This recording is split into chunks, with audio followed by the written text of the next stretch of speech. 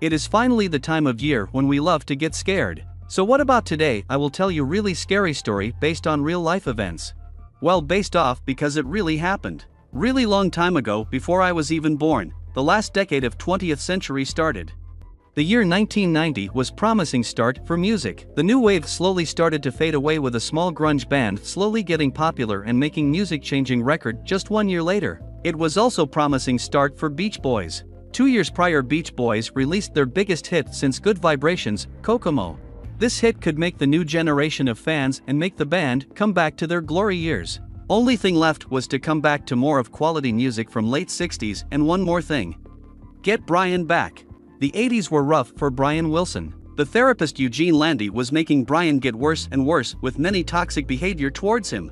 If you want to know more of this tragic story, the movie called Love and Mercy shows it really well and I recommend it to you. But thankfully the decade ended with more positive vibe with the California state getting interested in this situation and slowly getting Brian out of Landy's hands. But it still took few short years till he got restraining order from the musician in 1992. In those short years Landy did one last awful thing which we fans sadly need to live with. The end of 80s were also big for rap genre with more and more rap artists appearing. The new genre was very promising but sadly few older generation artists got interested with it, probably thinking that it could make them hip again. Sadly, one of them was the band Beach Boys, who created one in 1989. The song Wipe Out was a collaboration with a group named Fat Boys. Like You Can Accept, the song was awful and more about it you can hear in my ranking video. They made another awful rap song in 1992, but you can also hear about in my ranking video how bad it is. At that time Brian Wilson had the problems with the psychiatrist, so he didn't take part in the recordings except the music videos. But sadly the main part of the video starts here. In 1990, Brian with Landy were working on his second solo album called Sweet Insanity.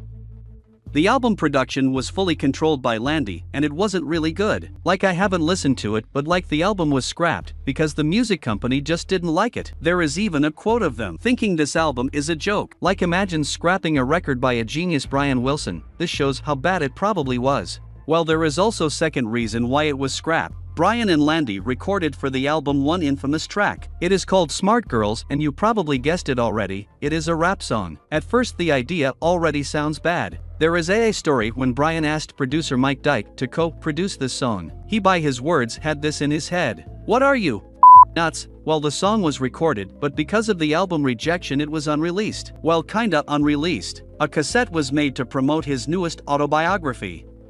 Yeah, the best way to promote a musical genius autobiography. There were 250 copies made of the cassette, so it is now pretty rare, but still it made its way to internet few years later, so now we are able to listen to it in fully. Let's analyze it. The song starts with this sax that tries to make you feel like, man, this song maybe won't be so bad. Then the typical late 80s rap sounds appear. Then you just immediately know what to accept. Then Brian starts rapping. My name is Brian and I'm the man. I write hit songs with the wave of my hand. Songs of surf and sun and sand. I make great music with my band.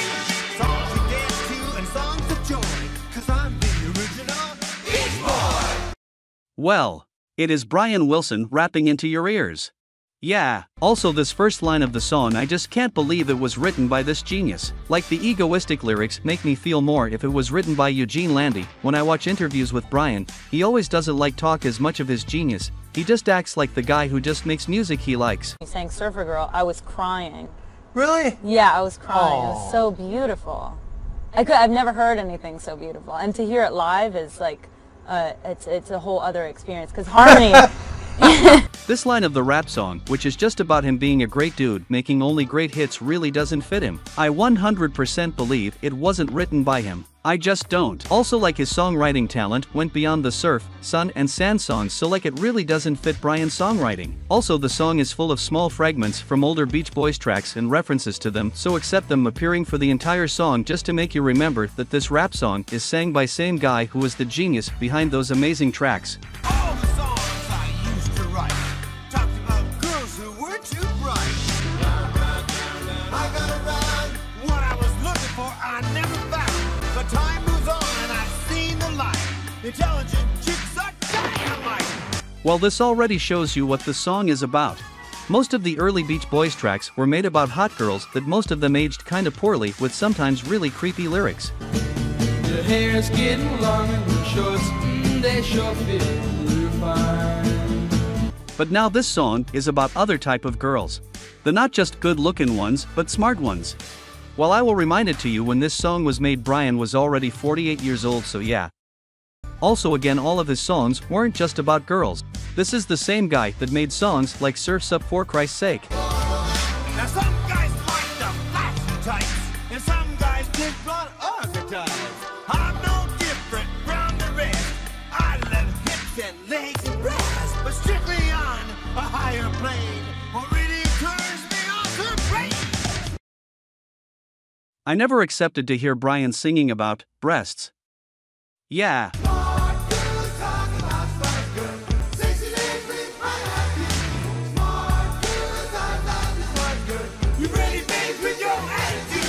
After that, I just couldn't see how long the song is, and oh my god, it is 4 minutes long. Wouldn't it be nice if PhDs were stroking me with hypotheses? I just can't comment this, I am sorry. Without smart girls. Okay, that's enough. Like, rest of the song is just more awful rapping from Brian with just awful lyrics. I just can't analyze it anymore. It is just awful and embarrassing song. I really like Brian's vocals on many of the Beach Boys songs, but on this rap song, they are just horrible. Like, you can hear that he doesn't take it seriously, but still it is just horrible. In 2015, he commented that this song was just for funs and nothing serious, but then why would you consider for making it on the album? Or even release it as a promotion to your autobiography? Well, I kinda feel bad now, because I know that probably most of the awful decisions were made not by him, but Eugene Landy, but still, like, it is just so embarrassing. This song is full of awful vocals, the aged rap sound combined with Brian is awful, the lyrics are creepy and just on the same level as Summer of Love lyrics by Mike Love. Just let this song be forgotten without anyone mentioning it again. This is how the spooky tale of Brian Wilson rap song ends. Thank you for watching and happy Halloween.